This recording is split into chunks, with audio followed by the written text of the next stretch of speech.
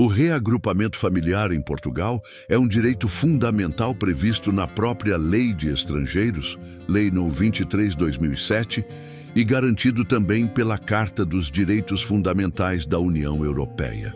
Hoje, para um imigrante legalizado em Portugal pedir o reagrupamento de um familiar, é exigido que ele comprove rendimentos estáveis e habitação condigna. O valor de referência corresponde a pelo menos o salário mínimo nacional por agregado, 820 em 2025, acrescido de 50% por adulto adicional e 30% por cada menor. Para muitos trabalhadores honestos que recebem o salário mínimo, isso significa a impossibilidade de trazer sequer o próprio filho. Ou seja, pais e mães são obrigados a escolher entre viver legalmente em Portugal e manter a família unida. Pior do que isso é a espera. Há famílias que já esperam há 3, 4 e até 5 anos por uma resposta. Crianças crescendo longe de seus pais. Casais vivendo separados. Lares desfeitos pela lentidão do sistema. E não é por falta de documentação ou de cumprimento das exigências. É pela ineficiência, pela sobrecarga de serviços como o CEF, agora a IMA, pela ausência de prioridade a algo que, acima de qualquer lei, deveria ser tratado com empatia, humanidade e responsabilidade política. Há ainda uma ideia extremamente equivocada circulando em redes sociais e discursos políticos mal intencionados de que o reagrupamento seria usado como porta aberta para poligamia ou entrada descontrolada de pessoas. Isso não é verdade. Portugal é um país monogâmico, regido pelo Código Civil, que não reconhece legalmente casamentos múltiplos. O reagrupamento se aplica a um cônjuge, filhos menores, ascendentes dependentes ou membros do agregado que já dependiam economicamente do requerente no país de origem. Quem usa esse tipo de argumento está distorcendo a realidade para gerar medo e xenofobia. O que está em jogo aqui não é apenas um processo administrativo, é o direito à convivência familiar. É o direito de uma mãe ter o filho nos braços, de um pai ver o filho crescer, de um casal viver junto, de uma avó não morrer sozinha. É, acima de tudo, uma questão de humanidade. Negar o reagrupamento ou dificultá-lo a ponto de torná-lo inviável é violar direitos adquiridos e abrir precedentes graves para o desmonte do acolhimento social europeu. É também um erro estratégico e diplomático. Portugal tem uma longa história de migração. Milhões de portugueses já dependeram da empatia de outros países para reconstruir suas vidas. Muitos vivem até hoje em nações que abriram portas e abraçaram suas famílias. Que imagem queremos passar para esses países ao negar a outros o mesmo direito que tanto pedimos um dia? Não podemos defender os nossos lá fora e rejeitar os de fora aqui dentro. Isso é hipocrisia. Que não sejamos levados por discursos desinformados, nem por algoritmos que repetem os mesmos preconceitos em loop. Que sejamos capazes de refletir. Quem somos nós para impedir uma criança de viver com seus pais? Quem se beneficia ao atrasar por anos um processo que deveria ser tratado com prioridade? Quantas vidas estamos destruindo com essa burocracia desumana? E a quem realmente serve essa confusão criada em torno do reagrupamento? A empatia não é um luxo, é uma ferramenta de justiça social. E manter famílias unidas é o mínimo que uma sociedade democrática, civilizada e justa deve garantir.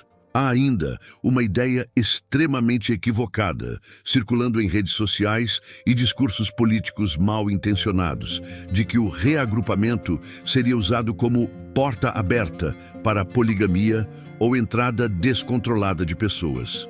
Isso não é verdade. Portugal é um país monogâmico, regido pelo Código Civil, que não reconhece legalmente casamentos múltiplos. O reagrupamento se aplica a um cônjuge, filhos menores, ascendentes dependentes ou membros do agregado que já dependiam economicamente do requerente no país de origem. Quem usa esse tipo de argumento está distorcendo a realidade para gerar medo e xenofobia. O que está em jogo aqui não é apenas um processo administrativo. É o direito à convivência familiar. É o direito de uma mãe ter o filho nos braços, de um pai ver o filho crescer, de um casal viver junto, de uma avó não morrer sozinha. É, acima de tudo, uma questão de humanidade. Negar o reagrupamento ou dificultá-lo a ponto de torná-lo inviável é violar direitos adquiridos e abrir precedentes graves para o desmonte do acolhimento social europeu.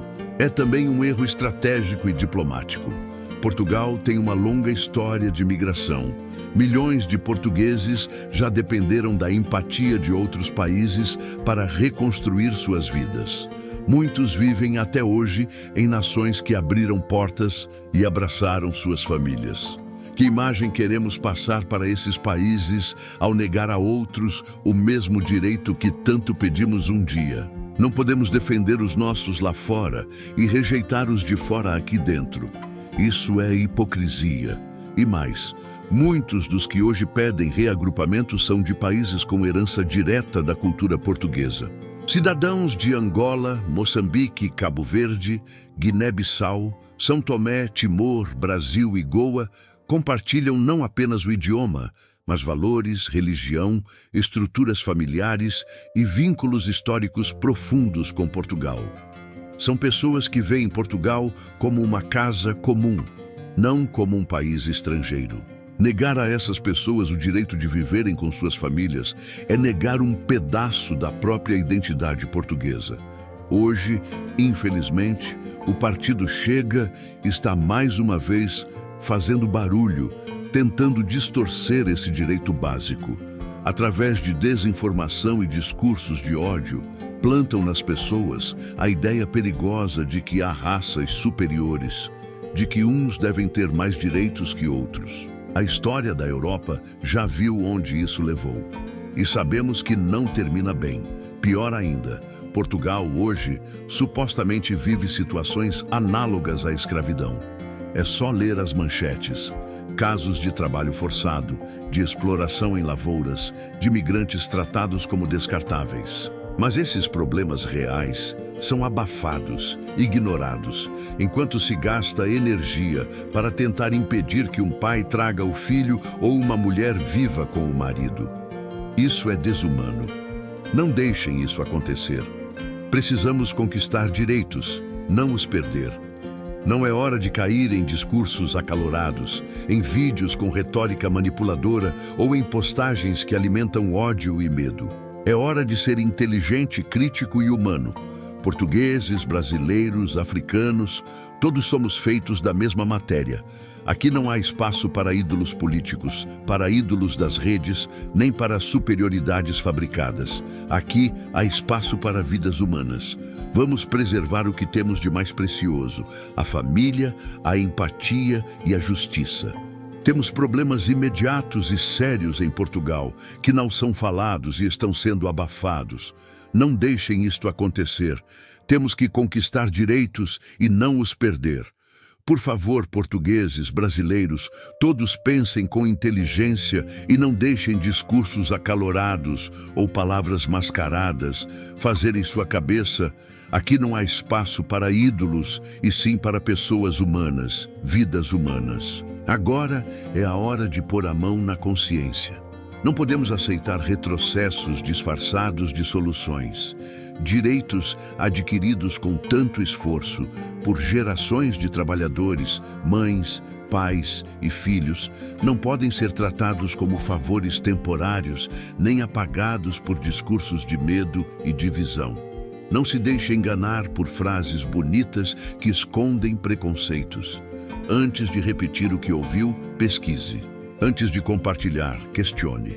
Antes de julgar, ouça quem vive isso na pele. Informar-se é resistir. Questionar é proteger. Lutar é amar. Vamos lutar juntos, não contra pessoas, mas contra a ignorância que destrói, contra a desinformação que separa, contra o ódio que apaga o que temos de mais humano. Comente aqui: eu defendo os direitos das famílias. Compartilhe este conteúdo com quem precisa abrir os olhos, não por medo, mas por justiça, por empatia, por amor ao que é certo. Mais do que nunca, o mundo precisa de gente que pense, gente que lute, gente que proteja, não destrua.